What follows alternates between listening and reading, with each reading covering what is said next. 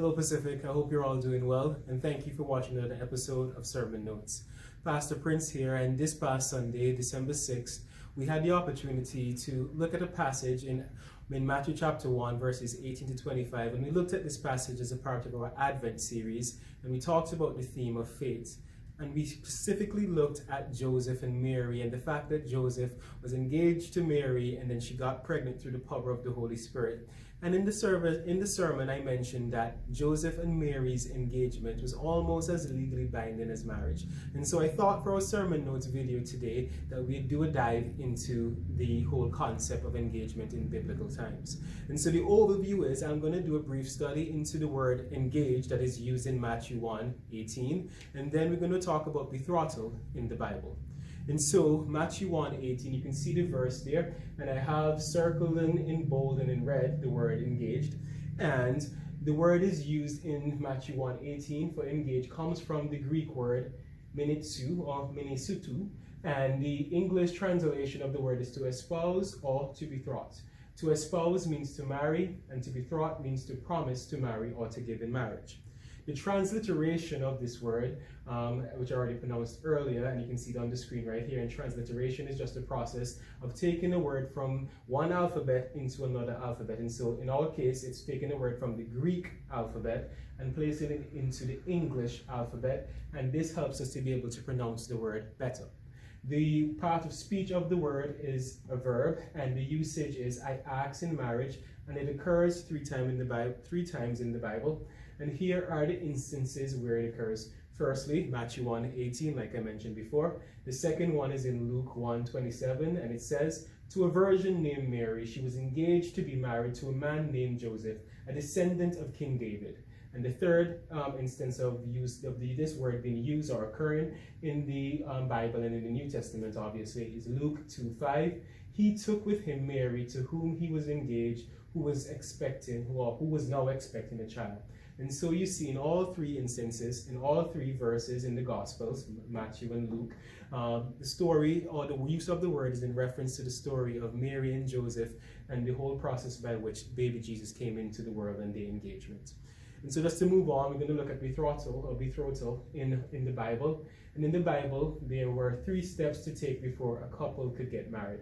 And before we go through the steps, I just want to say that biblical times covers a broad section of history's timeline. Since biblical history spans several thousand years and number of cultures, through those years and in those cultures, engagement traditions varied. However, some elements of this engagement process remain consistent throughout.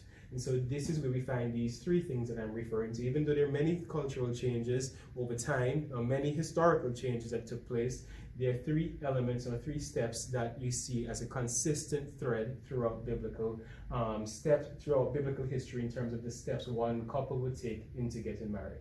So the first step would be the families of the couple agree to a union, or the union, and the agreement would include a formal contract.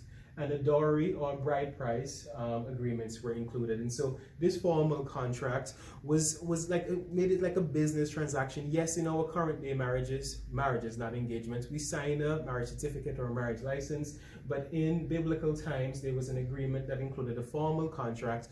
And so there was this level of seriousness, a level of permanency to this union. The second step would be a public announcement was made, and at this point, the couple was engaged or betrothed to be married. And so there's a public announcement that is made. And even when I remember when I was getting married to Marissa, we had to publish the banns of marriage like 3 weeks before we got married, and in a church service, so that the entire public was made aware of it. And if anybody had any just cause for why Marissa and I couldn't get married, they were asked to come to the church and to tell the pastor, hey, this is why Prince and Marissa can't be drawn together. And so that element of a public announcement being made is carried over into some cultures. I don't know if that's the case in in the Canadian context, but it definitely is the case within the context of the Antiguan culture, which I'm from. And the third thing is, after the families agree and there is a formal contract included and there's a dowry and there's a public announcement made, the couple is officially married and they begin to live together, or they began to live together in biblical times. And so what happens after this betrothal period? All that remained to happen was there are three matters. There's a wedding celebration. Like in our culture, we have a big wedding reception where the family and the friends come together. They eat food, there's a feast, and there's festivities, and there's a celebration for this wonderful union that has taken place. The second thing rather that happens is the bride moves into the groom's house. As you would imagine, the man during the engagement period or during the betrothal period is getting his house in order so his wife could come in. And the third thing is the consummation of the marriage. And this is where the couple engages in sexual intercourse and the marriage is made one in that physical sense. And betrothal in the Bible versus engagement today. And I'll just read this text for us. Our society does not honor the seriousness of engagement as they did then.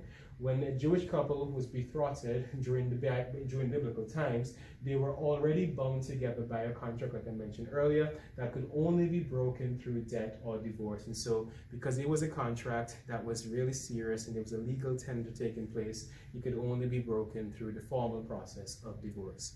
And so I just wanted to give you guys a brief insight into what engagement was like during biblical times, and I hope this helps you to understand the passage a bit better, and it gives you insight into how things were during the ancient Near Eastern time when this passage was recorded, Matthew 1:18-25, and it gives you insight into why Joseph was really seriously considering marrying Mary and what would have been the process for him in doing so. Sorry about that, guys, and I hope you all have a good night.